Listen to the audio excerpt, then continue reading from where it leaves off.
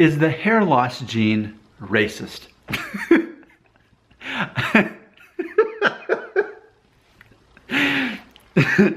The names of these videos sometimes, and especially when I just start out saying it and like just say it out loud, like, because usually I just write it down on a note, like, here, what are some good things that would make conversation topics? So like, here's all the things I'm gonna be talking about, like, that I'm shooting today on hair loss, and then at the bottom on my other channel that only has what, like 5% of the subscribers of this channel, but makes already a third amount of the profits based on the ads. So anyway, yes, let's talk about that. Is the hair loss gene racist? Let's sort this out, because as we all know, if you not only subscribe to my videos, but subscribe to my agenda, my Illuminati agenda that I have. If you subscribe to that, then you know my whole thing is that the more Asian you are, the less likely you are to lose your hair, but the harder it is to grow a beard. And the more Caucasian or Jewish or Middle Eastern you are, the easier it is to grow facial hair, but the quicker you are most likely to lose your hair. But the 80-20 rule.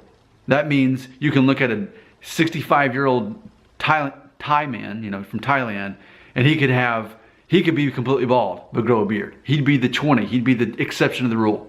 And likewise, you could be 100% Scottish and have a full head of hair and still grow a thick beard. And you were able to do that as a teenager. There's always exceptions to the rule, and that's important to point out. But knowing all that, is the hair loss gene racist?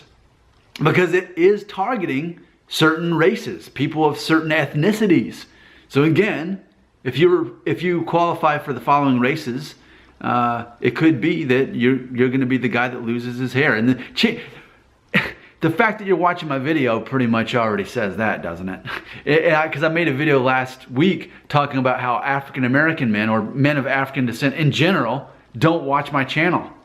And I talked about how there's several different reasons for that. One of the main reasons being they have got darker skin tone that more closely matches their hair color, and they're just good looking guys to begin with. So even if they go bald, they shave it, they look good. But those of us who have more of a difference between hair color and skin color, it stands out and it's more obvious. So therefore, is that hair loss gene racist? Because it targets certain races. Those of us who are of Caucasian descent, European descent, Middle Eastern, Jewish, which I actually am all of the above. I qualify for all of those.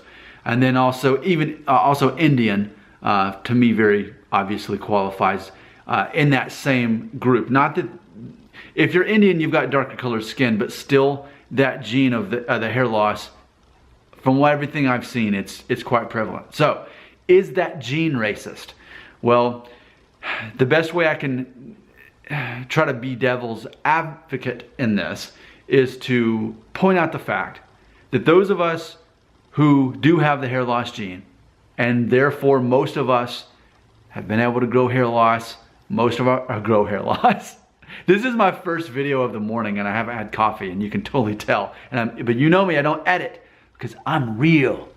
I never ask you to subscribe. If you want to subscribe, you will. And if you don't want to, you won't.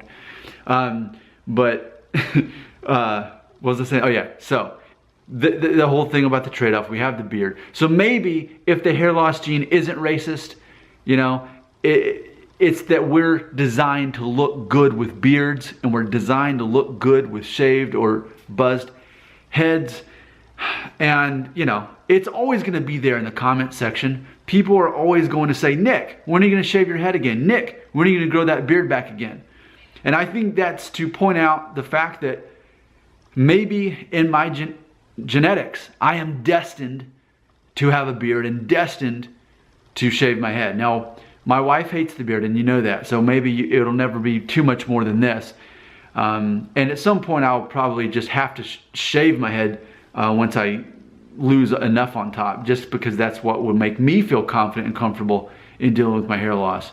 So, you know, this is kind of a different twist on the same question I asked last week when I was talking about how, you know, maybe it's just the way God designed us, that those of us who have the hair loss gene were designed to look good with a beard and a shaved head. And that's how we were designed and that's how genetics play into that, which is just, you know, I can't even, right now I'm trying to think of a man who's Asian, who's bald on top and has a beard and looks good that way. I can't even think of a guy that has a naturally bald head and a beard. I struggle to think of one example.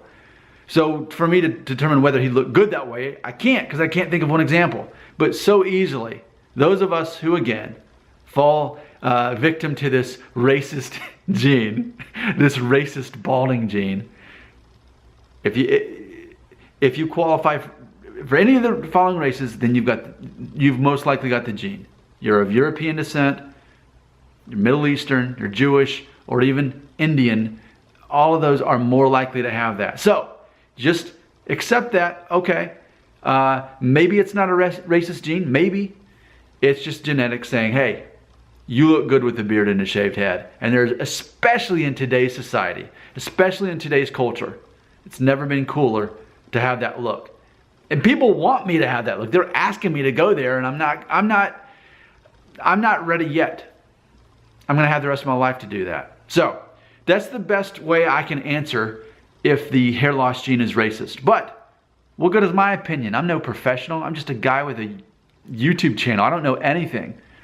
You know something, put it in the comments, dude.